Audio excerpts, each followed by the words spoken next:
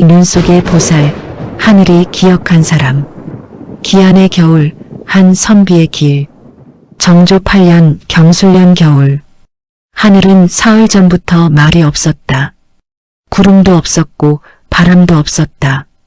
그런데 어느 새벽 하늘이 무너지듯 눈이 쏟아지기 시작했다. 사람들은 그의 겨울의 눈을 두고 훗날 이렇게 말했다. 하늘이 무언가를 덮으려 한 것인지 아니면 무언가를 드러내려 한 것인지 알 수 없었다. 충청도 홍주 고을 작은 마을 솔매 끝자락에 이 선비가 살고 있었다. 성은 이미호, 이름은 도원이라 하였다. 돌을 말하는 사람이라는 뜻이었으나 정작 그의 집은 돌을 말하기도 민망할 만큼 가난하였다. 방 한 칸, 부엌 한 칸, 어머니와 단둘이 사는 집이었다. 아버지는 도원이 10살 되던 해 역병으로 세상을 떠났다. 어머니 강씨는 삭바느질과 나물 팔기로 아들을 키웠고 도원은 그 은혜를 갚으려 낮에는 나무를 하고 밤에는 글을 읽었다. 호롱불이 꺼지면 달빛 아래서 읽었고 달도 없는 밤에는 반딧불이를 잡아 그 빛으로 글자를 더듬었다는 말이 마을에 떠돌았다. 3년이었다. 그 3년 동안 도원은 오직 한 가지만 바라보았다. 어머니를 편히 모시는 것. 그 두 가지는 그에게 하나였다. 그리고 드디어 그 겨울, 도원은 한양으로 과거를 보러 길을 나섰다. 어머니 강씨는 아들의 등에 작은 보따리를 메어주며 눈물을 삼켰다. 도원아, 지연보다 몸이 먼저다. 길이 험하거든 쉬어가거라. 어머니, 걱정 마세요. 이번엔 기필코 급제하여 돌아오겠습니다. 도원은 고개를 꾸벅 숙이고 발걸음을 옮겼다. 뒤돌아보지 않았다. 뒤돌아보면 발이 떨어지지 않을 것을 스스로 알고 있었기 때문이다. 차령 고개를 넘어설 무렵이었다. 눈은 이미 무릎까지 쌓여 있었다.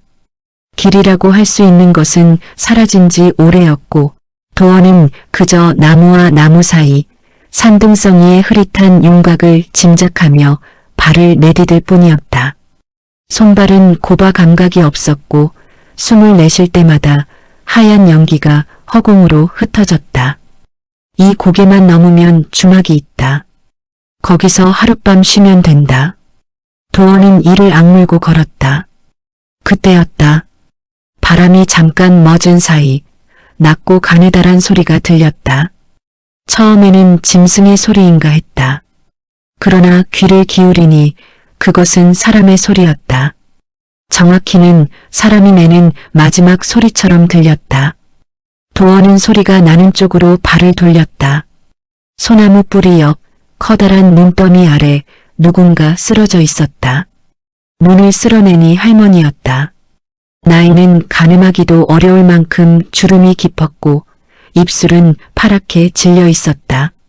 몸은 이미 굳어가고 있었으나 아직 숨이 붙어 있었다. 손가락이 미세하게 떨리고 있었던 것이다. 도원은 그 자리에 멈췄다. 머릿속에서 무언가가 빠르게 계산되었다. 지금 할머니를 업으면 고개를 넘지 못한다. 오늘을 놓치면 한양까지 가는 길에 시험 날짜를 맞출 수 없다. 3년이다. 3년을 준비했다. 어머니가 기다리신다. 그 계산은 아주 빠르게 끝났다. 그리고 도원은 무릎을 꿇었다. 보따리에서 솜을 넣어 만든 겉옷을 꺼내 할머니의 몸을 감쌌다. 자신의 등에 할머니를 업었다. 할머니는 깃털처럼 가벼웠다. 오래 굶은 몸이었다. 도원은 왔던 길을 되돌아 내려가기 시작했다. 고개를 내려가며 도원은 아무 생각도 하지 않으려 했다. 그러나 생각은 자꾸 밀려왔다.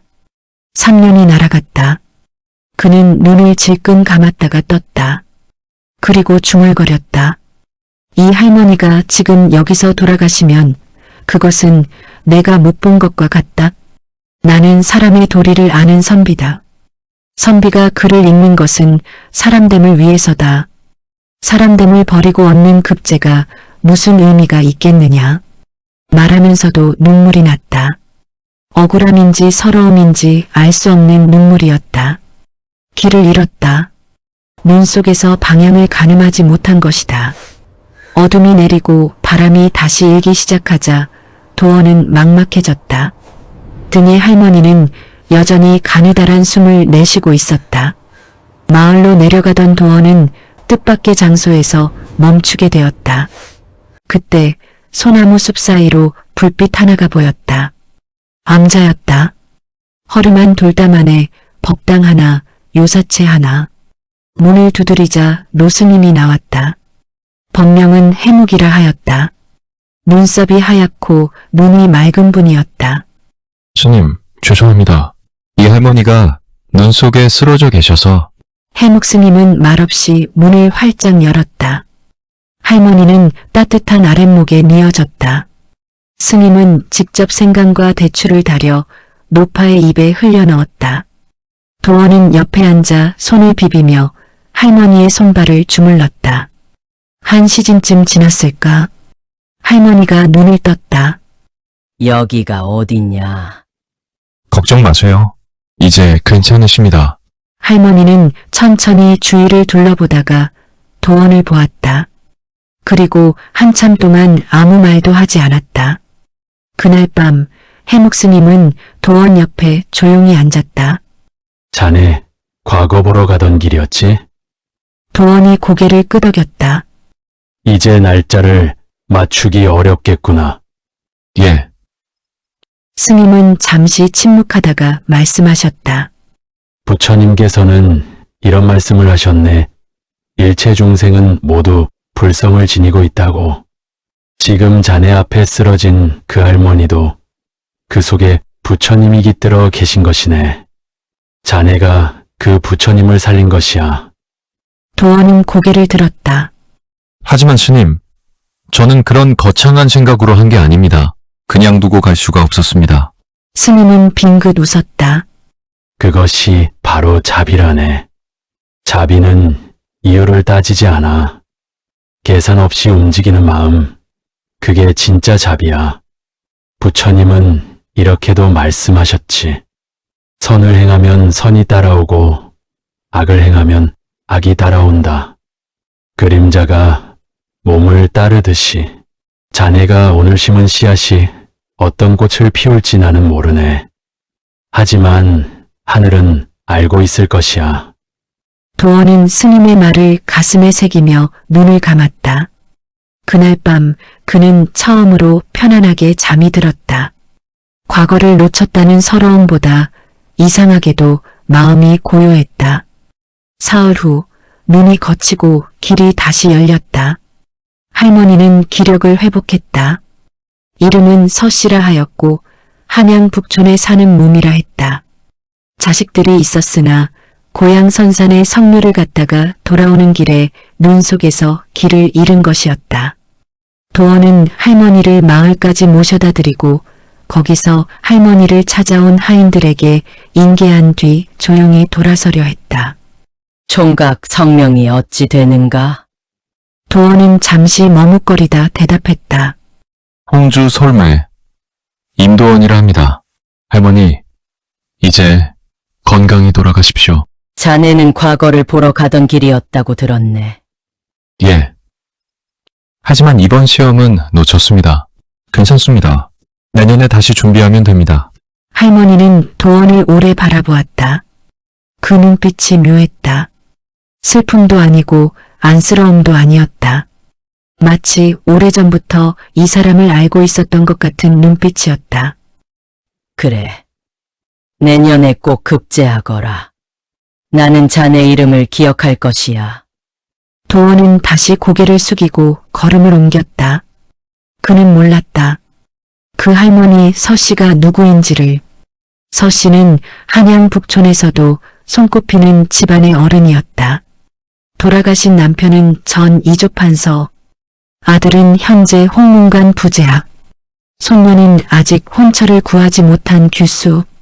나라 안에서 모르는 사람이 드문 집안이었다.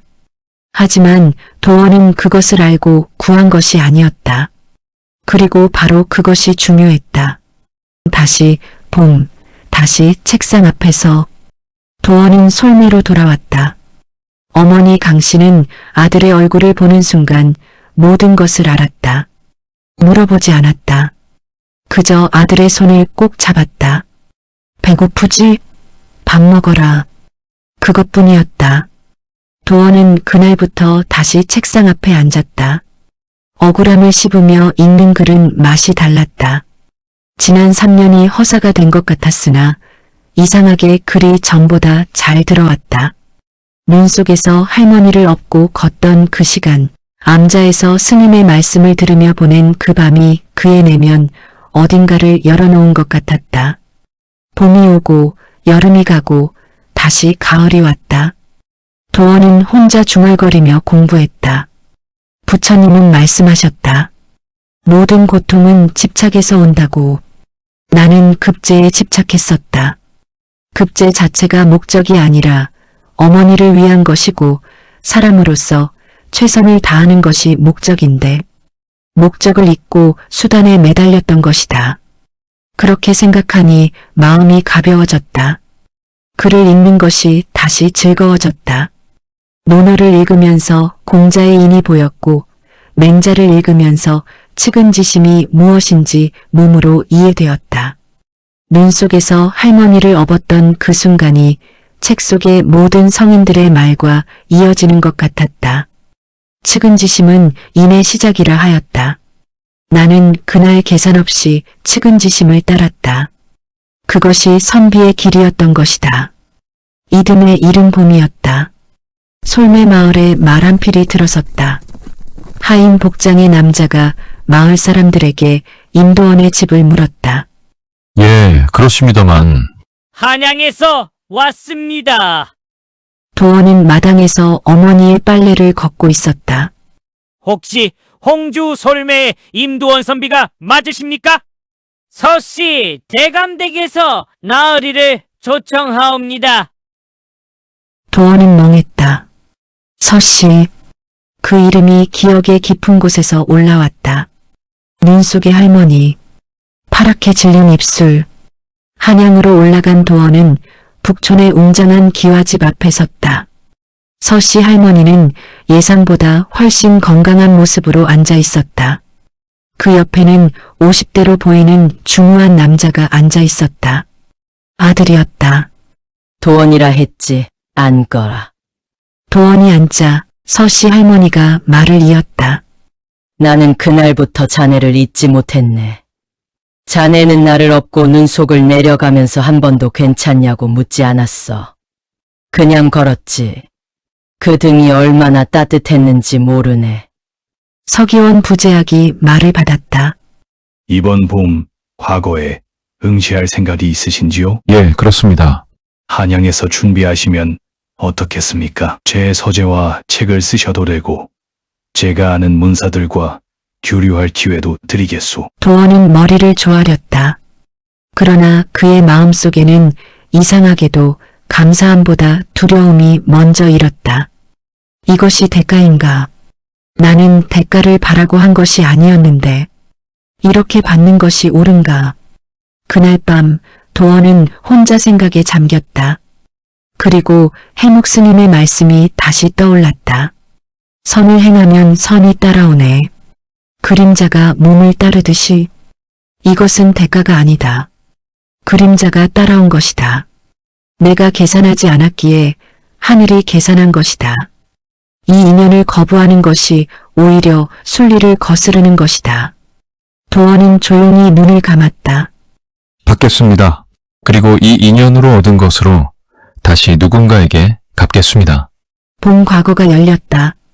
도원은 한양 북촌 서기원의 서재에서 2달을 머물며 공부했다. 서기원의 서재에는 도원이 평생 보지 못했던 책들이 있었고 서기원의 지인들과 나누는 담론은 도원의 시야를 넓혔다. 그러나 그보다 더 도원을 바꾼 것은 서씨 할머니와 나누는 아침 대화였다. 할머니는 매일 아침 일찍 일어나 불단 앞에 앉아 연부를 외웠다. 도원이 일어나 마당을 쓸면 할머니는 연부를 마치고 나와 도원 옆에 앉았다. 도원아, 오늘 경전에서 이런 말을 읽었다. 모든 강물은 제 방향을 잃지 않으면 결국 바다에 이른다. 사람도 마찬가지야. 제 방향이 오르면 언젠가는 이른단다. 할머니께서는 불교를 깊이 믿으시는군요. 믿는다기보다 부처님 말씀이 사람 사는 이치와 꼭 같더라고. 욕심을 비우면 보이지 않던 것이 보이고, 남을 살리면 내가 살고. 할머니의 말은 간단하고 쉬웠다. 그러나 도원의 가슴 깊이 박혔다. 과거 날이 왔다. 도원은 시험장에 앉아 붓을 들었다. 제목이 공개되었다. 인이란 무엇인가? 도원은 잠시 붓을 내려놓았다. 그리고 눈을 감았다. 촬영고개의 눈속이 보였다. 파랗게 질린 할머니의 입술이 보였다. 해묵 스님의 맑은 눈이 보였다. 어머니 강씨가 아들의 등에 보따리를 메어주던 손이 보였다. 도원은 붓을 들었다. 그리고 썼다. 인이란 측은지심이 행동이 된 것이다. 마음속에 있을 때는 씨앗이요, 밖으로 나왔을 때는 꽃이다. 꽃은 향기를 가리지 않는다. 가난한 자에게도, 늙은 자에게도, 길에서 쓰러진 자에게도 그 향기를 나누는 것, 그것이 인이다. 도원의 글은 그날 장원을 차지했다. 시험관들은 나중에 이렇게 말했다고 한다. 글 속에서 경험이 느껴졌다. 책에서 온 글이 아니라 삶에서 온 글이었다. 장원급제의 소식이 솔매마을에 전해졌다. 도원은 관복을 입고 고향으로 돌아왔다. 어머니 강씨는 마당에 서서 아들을 기다렸다. 도원이 마당에 들어서자 강씨는 그 자리에서 주저앉아 흑흑 울었다. 잘했다. 도원아, 정말 잘했어. 이제 죽어도 여한이 없구나. 이 어미는 내 아버지가 봤으면 얼마나 좋아하셨을까? 도원도 무릎을 꿇고 어머니 앞에 절을 올렸다. 그날 밥상에는 세 사람이 앉았다. 어머니 강씨, 도원, 그리고 서씨 할머니. 서씨 할머니는 직접 한양에서 솔매까지 가마를 타고 내려왔다. 손에 좋은 비단과 쌀을 한 짐 들고서 나는 이 밥을 꼭 먹고 싶었네. 세 사람은 소박한 밥상 앞에 앉아 함께 밥을 먹었다. 아무도 말을 많이 하지 않았다. 그래도 밥상은 따뜻했다. 밥을 다 먹고 서씨 할머니가 말했다. 도원아, 벼슬 자리에 앉거든 그날 고개에서 자네가 한 선택을 잊지 말거라. 자네는 그날 계산을 버렸어. 벼슬 자리에서도 계산보다 사람을 먼저 봐야 한다. 도원은 깊이 고개를 숙였다. 잊지 않겠습니다. 그로부터 몇 달 후 도원은 촬영 고개 아래 암자 해묵 스님께 편지를 보냈다. 스님, 그날 눈 속에서 길을 잃지 않았더라면 스님을 만나지 못했을 것입니다. 지금 생각하면 길을 잃은 것이 길을 찾은 것이었습니다. 스님께서 하신 말씀 중에 선을 행하면 선이 따라온다. 저는 그것을 지금도 매일 봅니다. 제가 심은 것이 아니라 하늘이 심어둔 것을 제가 거두었다는 느낌입니다. 부처님의 가르침은 결국 한 가지인 것 같습니다. 지금 눈앞의 사람을 외면하지 말라. 그것이 전부인 것 같습니다. 건강하십시오. 봄이 오면 찾아뵙겠습니다. 임도원 올림. 해묵 스님은 그 편지를 읽고 법당에 앉아 조용히 연부를 외웠다. 창밖에는 촬영고개의 봄눈이 녹아 작은 물줄기가 되어 흐르고 있었다. 일체 중생, 개유불성 모든 존재 안에 부처님이 깃들어 있다. 눈 속의 노파는 단순한 노인이 아니라 도원이 살린 부처였다. 자비는 이유 없이, 계산 없이 움직이는 마음. 진짜 자비는 대가를 바라지 않는다. 인과는 그림자가 몸을 따르듯 선행에는 선이 따라온다. 그러나 그것을 기대하고 한 선행은 이미 계산이다. 무집착은 도원이 급제에 집착하다 그것을 놓았을 때 오히려 진짜 선비가 되었다. 내려놓음이 더 높은 곳으로 데려다 준다. 촬영고개의 눈은 그의 이후로도 매년 내렸다. 하지만 그 고개를 지나는 사람들은 오래도록 이 이야기를 기억했다. 눈 속에서 할머니를 업은 가난한 선비의 등을, 그리고 그 등이 결국 어디에 이르렀는지를. 촬영고개의 복눈이 녹고 있었다. 사흘 동안 쌓였던 눈이 한 방울 한 방울 소나무 가지 끝에서 떨어졌다. 그 물방울이 돌 위에 닿아 작은 물줄기가 되고 물줄기가 모여 심해가 되어 산 아래로 흘러내렸다. 도원은 나중에야 알았다. 그날 고개에서 자신이 한 선택이 사실은 선택이 아니었다는 것을. 그것은 그가 3년 동안 책 속에서 읽었던 모든 말들이 한순간 몸이 된 것이었다. 부처님은 말씀하셨다. 작은 선행이라도 가볍게 여기지 말라. 물방울이 모여 그릇을 채우듯 지혜로운 사람은 선을 쌓아 가득 채운다. 도원이 할머니를 살린 것은 세상을 바꾸려는 대단한 뜻이 아니었다. 그냥 눈 속에 혼자 남겨두고 갈 수 없었던 것이다. 그 마음 하나가 하늘을 움직였다. 세상은 늘 이렇게 돌아간다. 계산한 선행은 거래가 되고 계산하지 않은 선행은 씨앗이 된다. 씨앗은 뿌린 사람이 잊을 때쯤 꽃이 된다. 도원은 급제를 포기했을 때 급제보다 큰 것을 얻었다. 그것이 무엇인지 그는 끝내 말로 표현하지 못했다. 다만 어머니와 마주 앉아 밥을 먹을 때 눈물이 났다고 했다. 서럽지 않은데 기쁘지도 않은데 그냥 눈물이 흘렀다고 했다. 해묵 스님은 그것을 듣고 이렇게 말했다. 그것이 태탈의 눈물이네. 아무것도 바라지 않고 행한 선이 돌아왔을 때 나오는 눈물, 그 눈물 속에 부처님이 계시다네. 우리 모두의 삶 속에도 촬영고개가 있다. 눈이 무릎까지 쌓이고 길이 보이지 않고 포기해야 할 것 같은 그 고개. 그 고개에서 만나는 것들 쓰러진 사람, 지친 사람, 길을 잃은 사람. 그것이 우리를 시험하는 것이 아니라 우리 안에 잠들어 있던 가장 따뜻한 부분을 깨우려는 것인지도 모른다.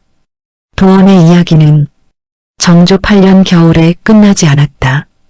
그 이야기는 지금 이것을 보고 있는 당신 안에서도 계속되고 있다. 눈 속에서 누군가를 업었던 적이 있는가? 아무도 보지 않는 곳에서 옳은 일을 택했던 적이 있는가? 그 선택을 아직 기억하는가? 하늘은 기억한다. 당신이 잊어버린 그 선택을 하늘은 아직 기억하고 있다. 봄물은 녹아 물이 되고 물은 흘러 바다에 이른다. 당신의 선함도 반드시 어딘가에 이를 것이다. 나무 아미타불. 모든 존재가 평안하기를.